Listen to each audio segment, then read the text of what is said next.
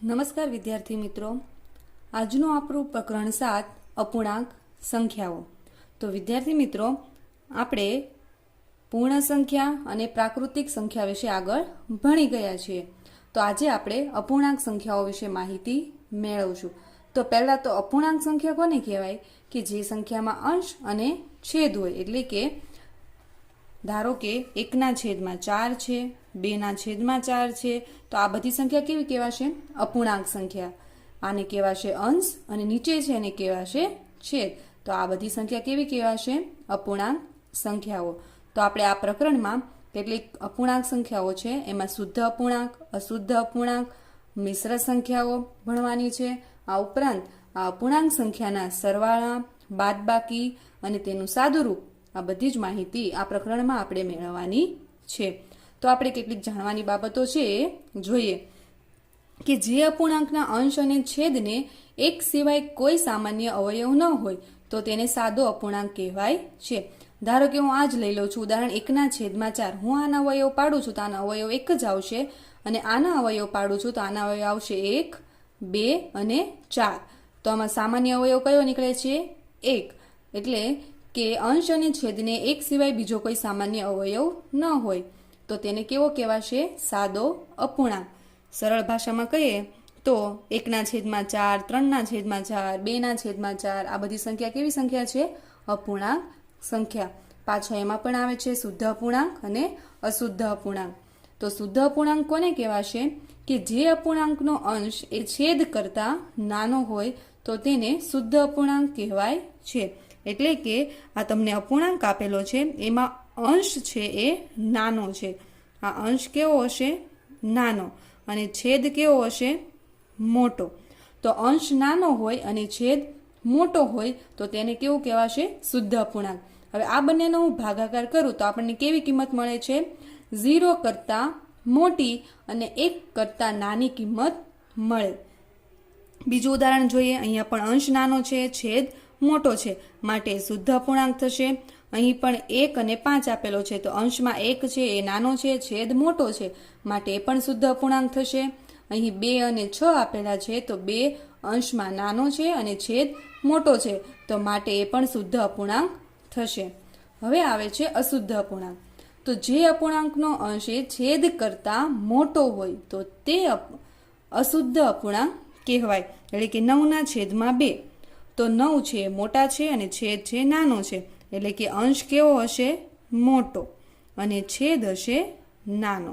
તો જેમાં અંશ મોટો હોય અને છેદ નાનો હોય તેને કેવો અપૂર્ણાંક કહેવાશે? અશુદ્ધ અપૂર્ણાંક. બીજું ઉદાહરણ છે 8/3. તો આમાં પણ અંશ મોટો છે અને છેદ નાનો છે, તો એ પણ અશુદ્ધ અપૂર્ણાંક કહેવાશે. તો આ બધા જ કેવા કહેવાશે? અશુદ્ધ અપૂર્ણાંક. 2/1, 4/2. તો આમાં જે છે બધામાં અંશ મોટો છે અને છેદ નાનો છે. હવે બીજું આવે છે મિશ્ર સંખ્યા. હવે મિશ્ર સંખ્યા આપણે 5મા ધોરણમાં પણ ભણી ગયા છીએ. એક પૂર્ણાંક સંખ્યા 1 અને એક અપૂર્ણાંક સંખ્યા ના સરવાળાથી બનતી સંખ્યાને મિશ્ર અપૂર્ણાંક કહેવાય છે. આ તમારી કહેવાશે પૂર્ણાંક સંખ્યા અને આ કહેવાશે અપૂર્ણાંક સંખ્યા. એના સરવાળાથી જે આખી આ સંખ્યા બને છે અને કેવી સંખ્યા કહેવાશે? મિશ્ર અપૂર્ણાંક કહેવાય. 3 2/3, 4 5/2. તો આ બધી સંખ્યા કેવી સંખ્યા કહેવાશે? મિશ્ર સંખ્યા. હવે એક સૂચના આપેલી છે કે છાयांकित કરેલ ભાગને અપૂર્ણાંક લખો. હવે આપણે આ 5મા ધોરણમાં ભણી ગયા છીએ કે તમને જે આકૃતિ આપેલી છે એમાં છાयांकित કરેલ ભાગને આધારે તમારે અપૂર્ણાંક લખવાનો છે. તો આપણે શું કરવાનું? પહેલા જે આકૃતિ આપેલી છે એમાં ટોટલ કેટલા ખાના છે ગણવાના છે. તો અહીં ટોટલ કેટલા ભાગ છે એ ગણી આકૃતિમાં. તો અહીં ટોટલ છે 1, 2, 3 અને 4. તો કુલ ભાગ છે, કુલ ભાગ કેટલા થશે? 4. અને હવે છાयांकित ભાગ કેટલા છે? 1 અને 2. તો છાयांकित ભાગ છે 2. તો આપણે કઈ રીતે લખાશે? 2/4. છાयांकित ભાગ ઉપર આવશે અને કુલ ભાગ છે ક્યાં લખાશે? નીચે છેદમાં. એવી જ રીતે બીજી આકૃતિ આપેલી છે તો એમાં પણ એમ જોઈએ તો કુલ ભાગ એ છે કે આપણે ક્યાં લખશું? છેદમાં. તો પહેલાં કુલ ભાગ ગણી લઈએ. 1, 2, 3, 4, 5, 6, 7, 8 ને 9. તો છેદમાં આવશે 9. છાयांकित કરેલા ભાગ 1, 2, 3, 4, 5. તો એ આવશે અંશમાં, તો 5/9. અહીંયા પણ એક આકૃતિ આપેલી છે, એના ભાગ ગણીએ 1, 2, 3, 4. તો છેદમાં કુલ ભાગ માટે કેટલા આવશે? 4. હંમેશા છેદમાં કુલ સંખ્યા કે કુલ ભાગ લખવાના, અને એક ભાગ છાयांકિત છે માટે ઉપર આવશે 1, તો 1/4.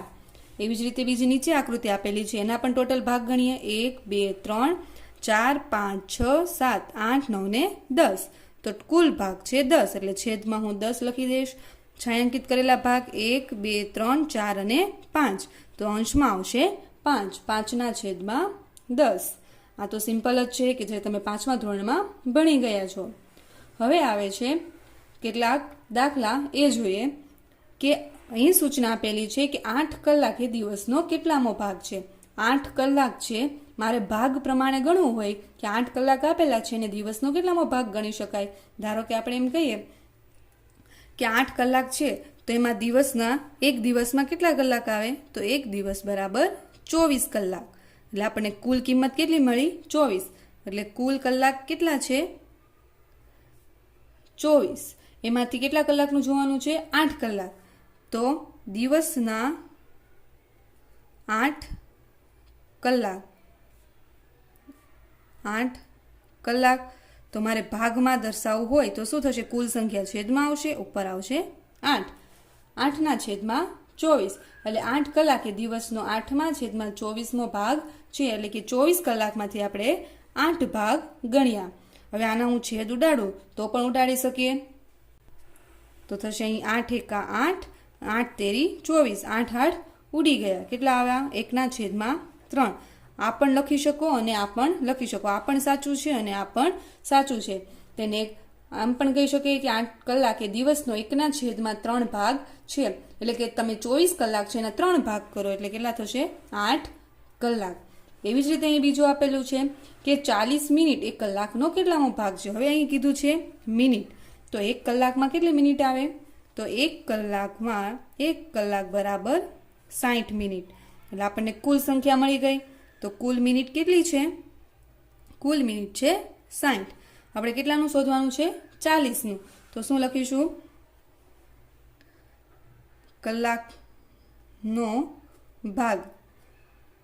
તો કુલ આપેલી છે 60, એટલે છેદમાં, અને ઉપર છે 40 મિનિટ, તો અહીં આવશે 40.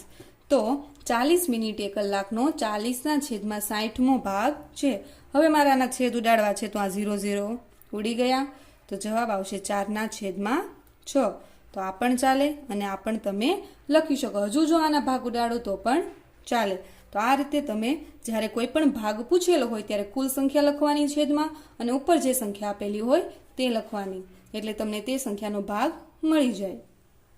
નીચે એક બીજી સૂચના આપેલી છે કે 2 થી 12 સુધીની પ્રાકૃતિક સંખ્યાઓ લખો અને તેમાંના કેટલા ભાગની અવિભાજ્ય સંખ્યા છે લખવાનું છે. એટલે અવિભાજ્ય સંખ્યાને આપણે ભાગમાં દર્શાવવાની છે. તો પ્રાકૃતિક સંખ્યા લખી દઈએ. પ્રાકૃતિક સંખ્યા 2 થી 12 સુધીની સંખ્યા લખી દઈએ. તો 2, 3, 4, 5, 6, 7, 8, 9, 10, 11 અને 12. આ કેટલી થઈ? પ્રાકૃતિક સંખ્યા. એટલે કુલ કેટલી સંખ્યા થઈ?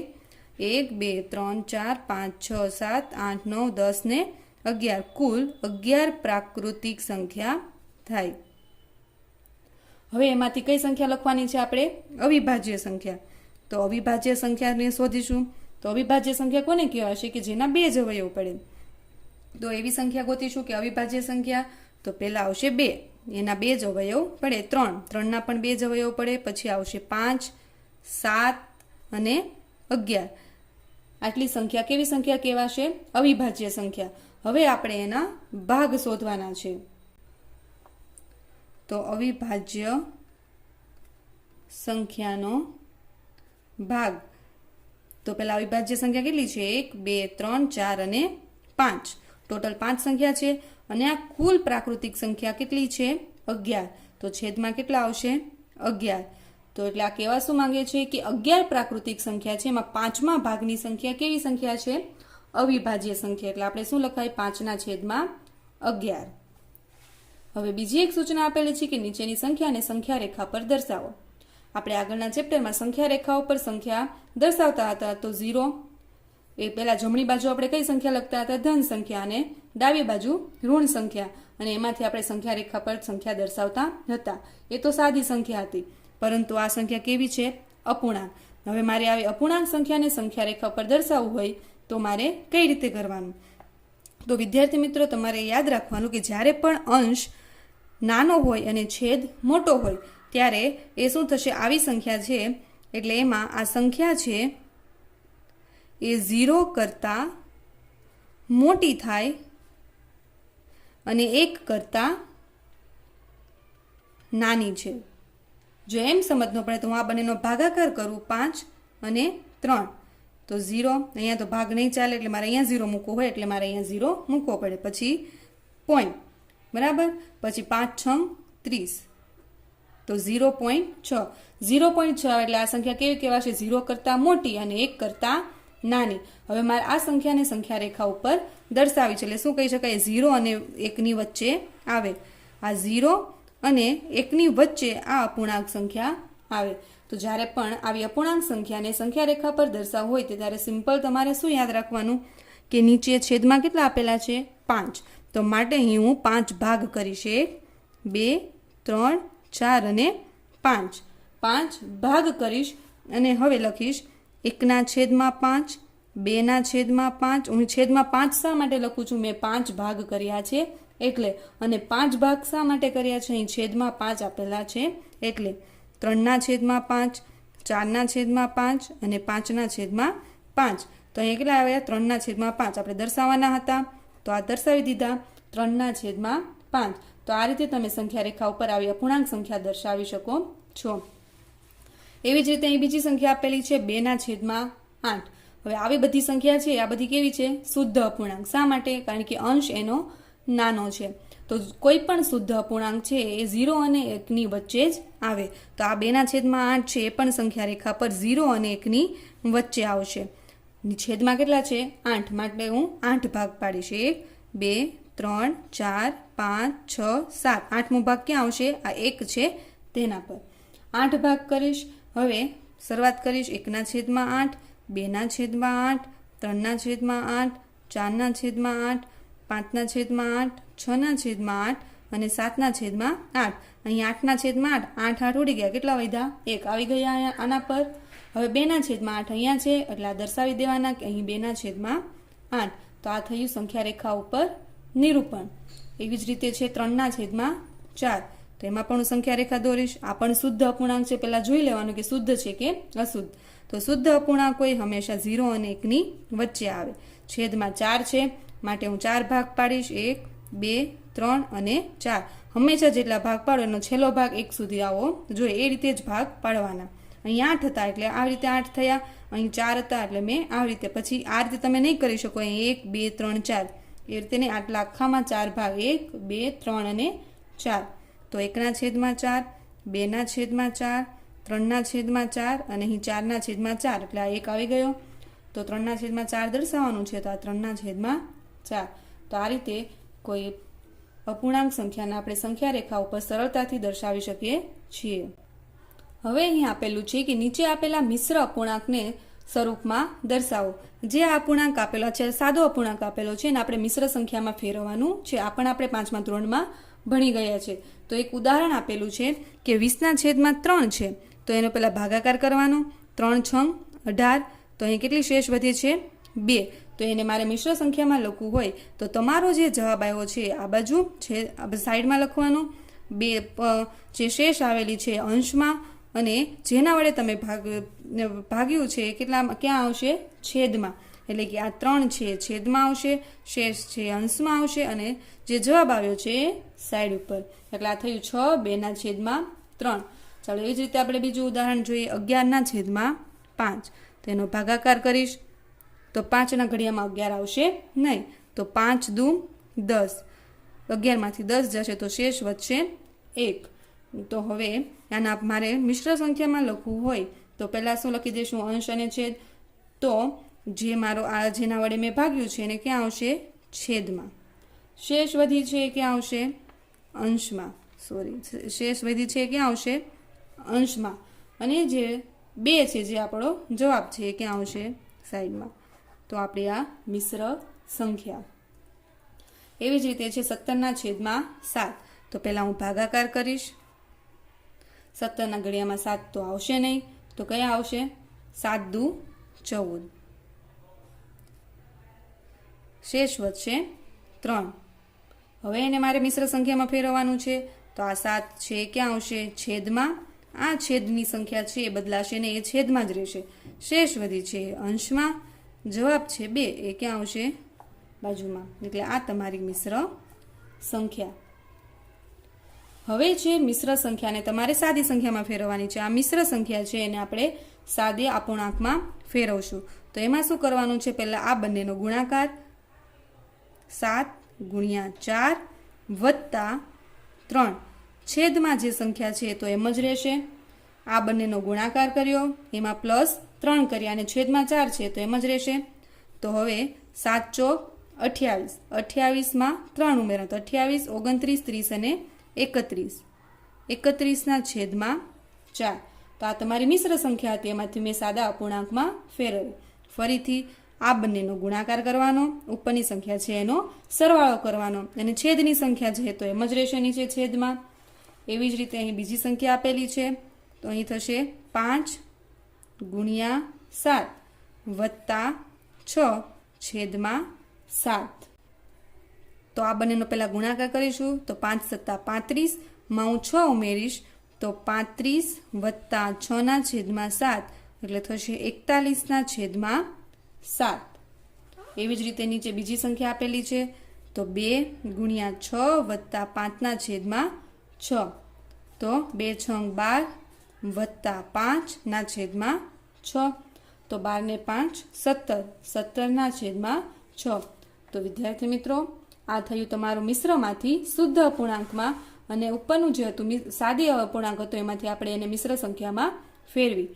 તો અહીં આપણે જે બેઝિક હતું આ ચેપ્ટરનું એ પૂર્ણ થાય છે કે આપણે આજે શું ભણ્યા? સંખ્યા રેખા ઉપર અપૂર્ણાંકને દર્શાવવાના, મિશ્રને સાદામાં ફેરવ્યું અને સાદા અપૂર્ણાંકને મિશ્ર સંખ્યામાં ફેરવ્યું. હવે આગળના લેક્ચરમાં આપણે કેટલાક સરવાળા અને બાદબાકીના દાખલા ગણીશું.